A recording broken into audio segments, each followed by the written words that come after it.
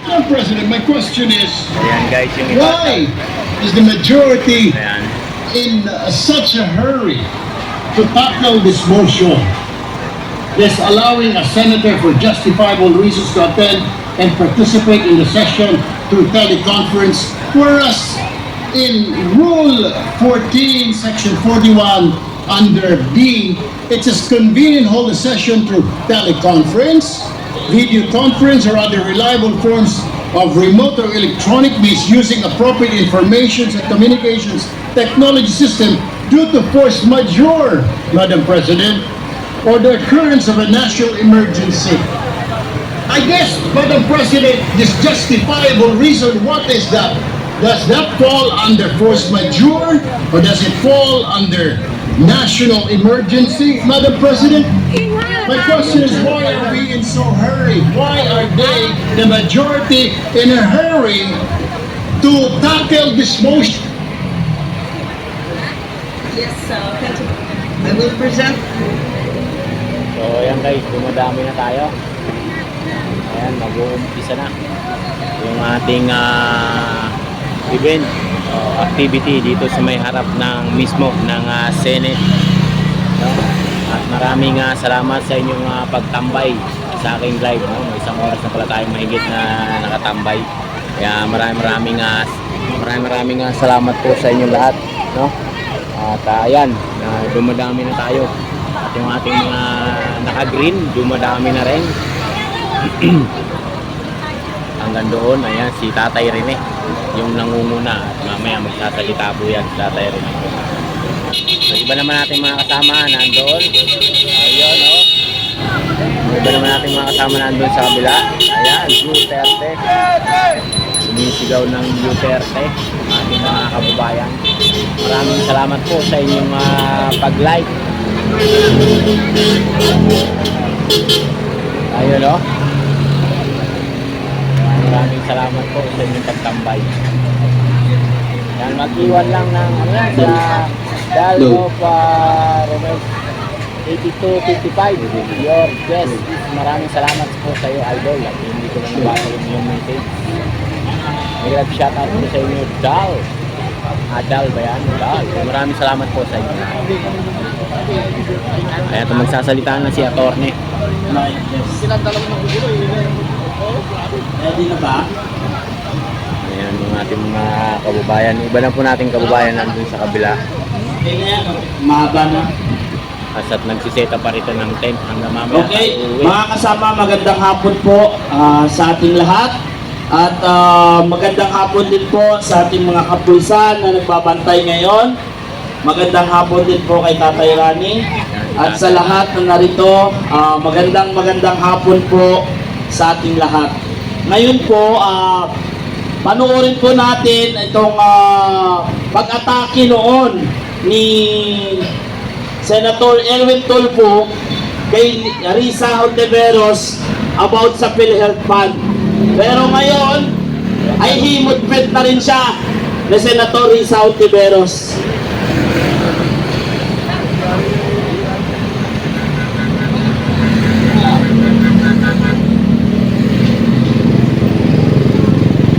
Para makita natin kung gaano din katarantado itong magkapatid na Senator na Tulfo na ito. Na dati galit na galit kay Risa Hontiveros. Pero ngayon ay halos hindi na mahiwalay kay Hontiveros dahil alam naman natin ng mga Tulfo ay tumanggap din ng maleta. Bobo! Dilawan! Talunan! Tanga! Bobo!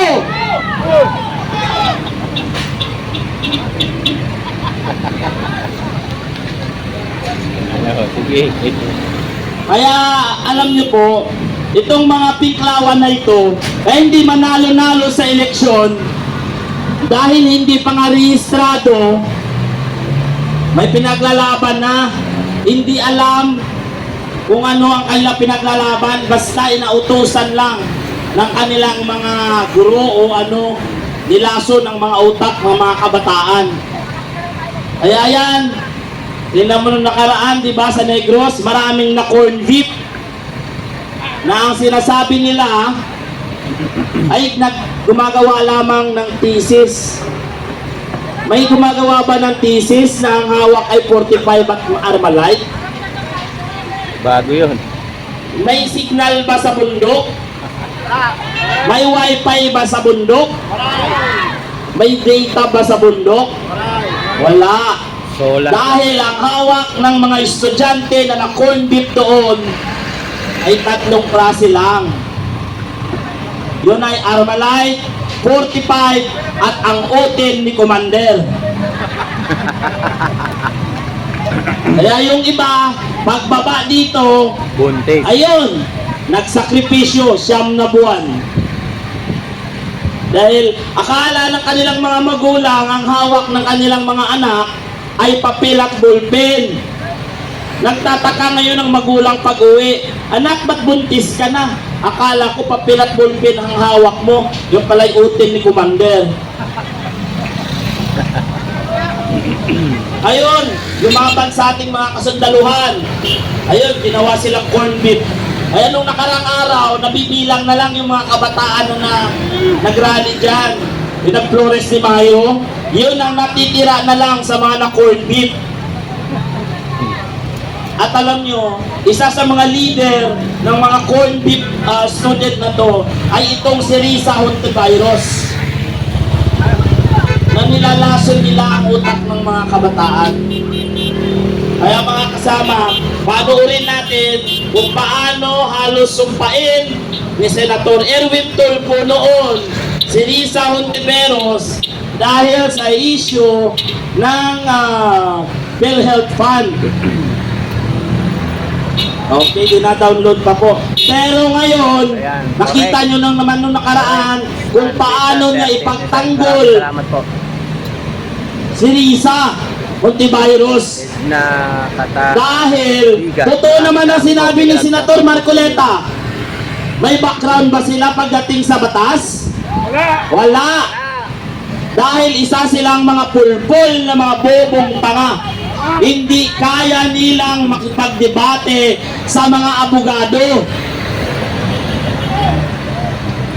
Dahil ang tawag doon ay pikon talo. Kahit hindi tayo naririnig ngayon kasi walang office ang ating mga senador dahil yung iba nagbabakasyon, yung iba naman habang nagbabakasyon ay gumagawa ng kanilang mga tungkulin. Itong minority block ngayon ay busy sila kung paano mababawasan ang ating Brave 13 senators.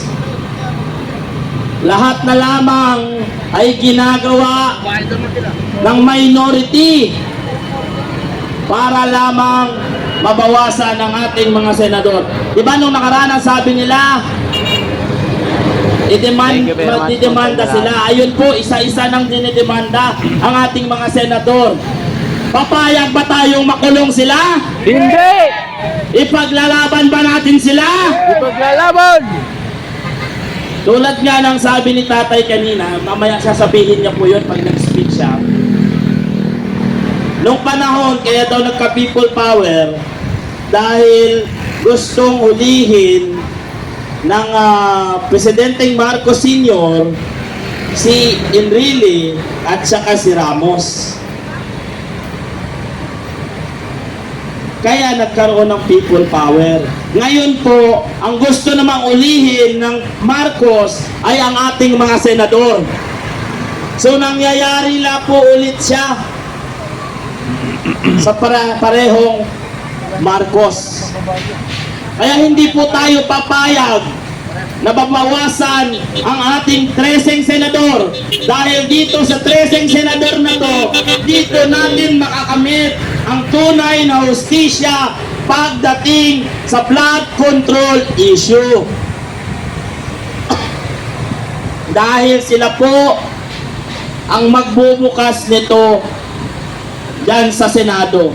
Kaya di ba po nakaraan sinabi nila ang baba ng trust rating ng Senado. Totoo po yun. Sa nakaraang administrasyon ng si Presidente Tito Soto pa ang Senate President dyan sa Senado. Dahil pilit na tinatakpan, tanga, bobo! Masaging ko pa sa sakyan mo eh, sabang ko pa mukha mo eh.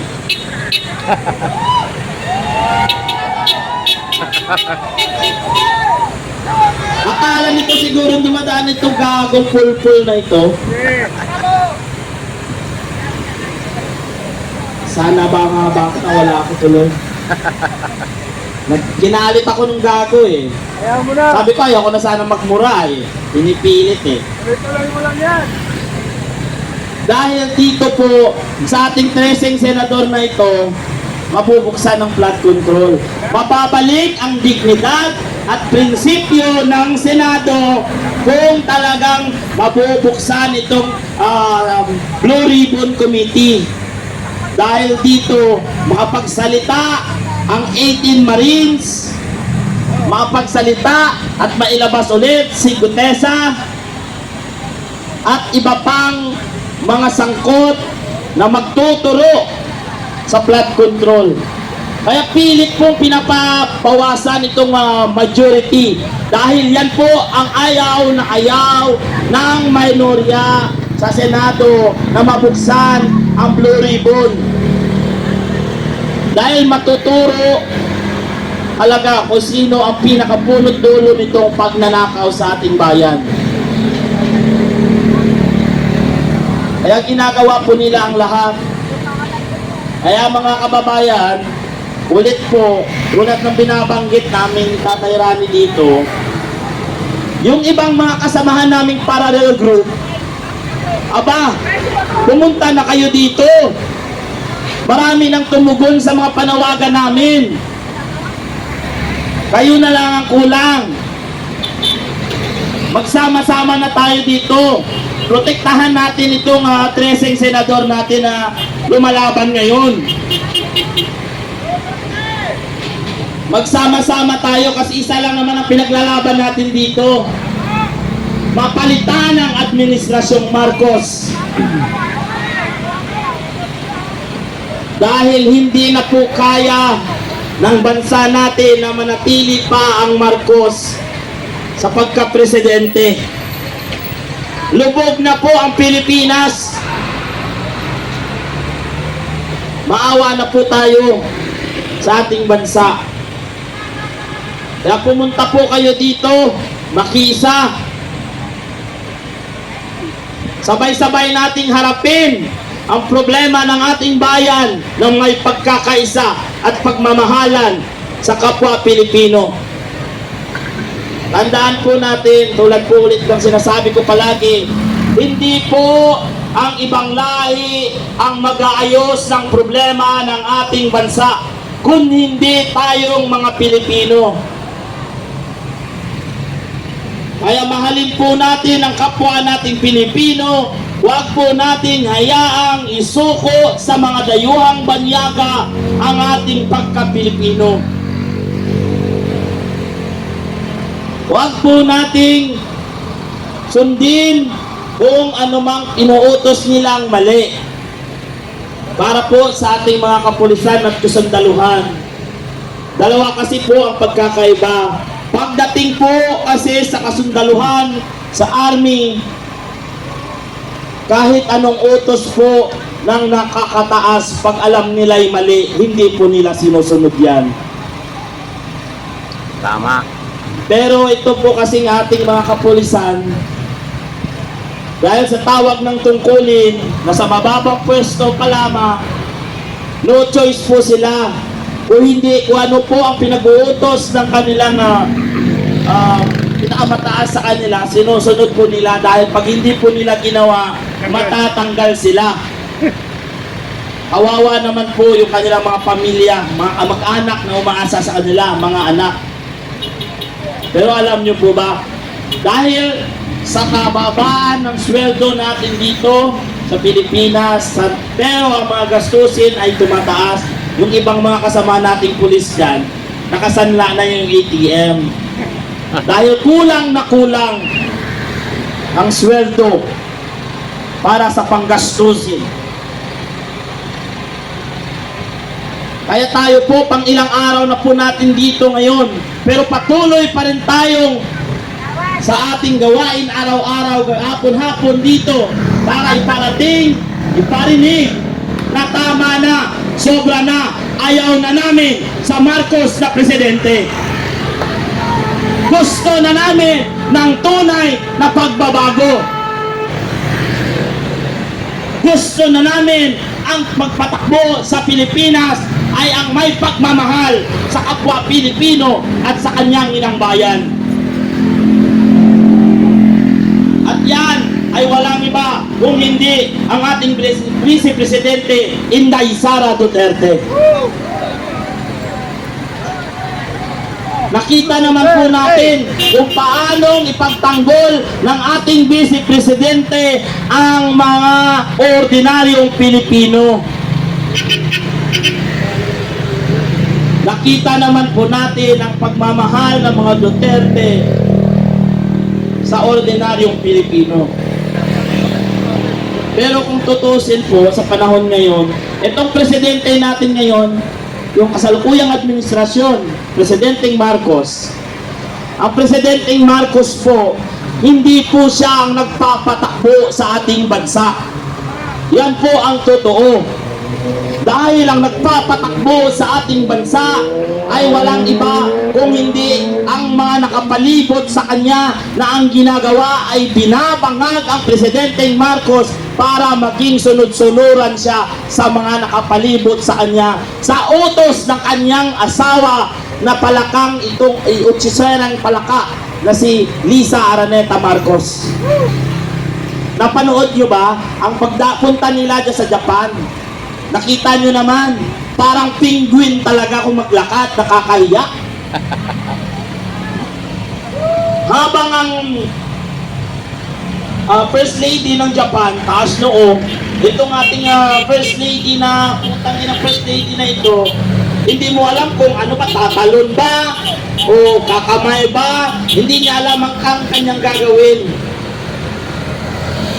Dahil lutang din. Ewan ko ba, penguin na penguin. Alam nyo, iniwasan ko na magmura kasi pero nakakagalit talaga eh. Pero wag po kayo mag-alala, darating ang araw. Natapos ng laban na ito at magtatagumpay tayong mga ordinaryong Pilipino, makakamit din natin ang gusto nating mangyari na mapanagot ang lahat ng sangkot sa flood control issue. Hindi lang po sapat sa atin na ang mapanagot ay ang mga kontraktor. Hindi lamang po sapat sa atin na mapanagot sila Vizcaya. Ang gusto po nating mapanagot sa flood control ay si Martin Romualdez at ang kasama niyang pinsang si Marcos. Dahil sila po ang punot dulo ng kahirapan ng ating bansa. Kaya mga kababayan, kung kayo'y walang ginagawa sa inyong mga tahanan, every 4 p.m. po nag-uumpisa ang ating programa. Iniimbitahan po namin kayo, pumunta kayo dito, makiisa, at samahan kami sa labang ito dahil ang laban na ito ay laban natin lahat ng mga Pilipino. Mahalin po natin ang ating bansa. Magkaisa po tayo. Kaya maya-maya lamang, pag okay na po, i-play natin yung kung gaano manggalaitin noon si Erwin Tulfo kay Lisa. Para makita nyo kung gaano kabalimbing ang mga Tulfo na ang kaya ay away mag-asawa lang. Narinig nyo na ba nagsalita ang mga Tulfo doon sa flood control issue? Wala. Dahil natapalan na yata ng maleta ang kanilang mga bunganga. Akala ko ang mga Tulfo ay kakampi ng mga inaapi. Iinaapi na ang mga Pilipino. Bakit nahimik pa rin sila? Bakit hindi pa rin nila kayang panindigan kung ano ang tama at mali? Parang katulad, ngayon ang nangyari dito sa mga tulpo na to, katulad nung sinabi ni Kuya Park, na ang mga utak nito ay utak tae. Parang mga hipon. Di ba ang hipon, hindi makapag-isip ko ng tama't mali. Ganon na rin ang mga tulpo ngayon. Nasisilaw na sila sa kaba ng bayan. At takot, mga walang paninindigan. Kaya, gusto ko, challenge ko si Erwin Tulfo. Kung talaga siyang makapilipino at galit siya sa nangyayaring korupsyon, at kung nagagalit siya sa nangyaring korupsyon, pag niya kapasok siya dyan sa Senado, pumunta siya dito, magsalita siya laban sa mga nangyayaring korupsyon sa ating bansa. Yun ay kung may bayag siya.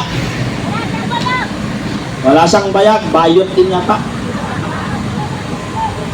Diba? Ayan na po, panoorin po natin ang sinasabi ko na kung paano po tirahin ni Erwin Tulfo si Risa Ontiveros noon.